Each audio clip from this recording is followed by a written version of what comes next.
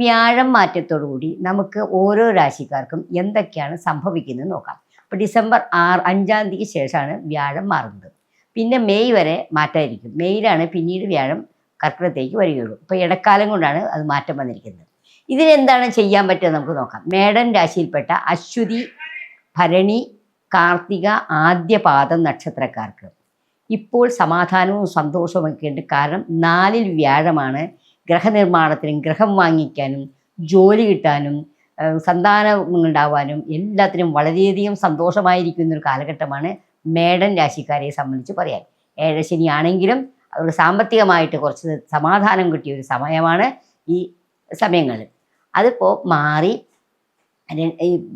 വീണ്ടും മിഥുനൻ രാശിയിലേക്ക് പോകുമ്പോൾ മേടം രാശിയിൽപ്പെട്ട അശ്വതി, ഭരണി, കാർത്തിക, ആദ്യപാദ നക്ഷത്രക്കാർക്ക് 3-ൽ വ്യാഴം എന്ന് പറഞ്ഞാൽ മുറവിളി കൂട്ടുന്നതാണ്.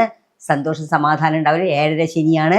സാമ്പത്തികമായി വളരെയധികം ടൈറ്റ് വരുന്ന സമയമാണ്. ഈ വരുന്ന കാര്യങ്ങൾ നമ്മൾ എങ്ങനെയാണ് ഇതിനെ അഭിമുഖീകരിക്കുക, അല്ലെങ്കിൽ എങ്ങനെയാണ് നമ്മൾ അതിൽ നിന്നും പ്രതിസന്ധിയിൽ നിന്ന് കരകയറാൻ പറ്റുന്നത് എന്ന് നമുക്ക് നോക്കാം.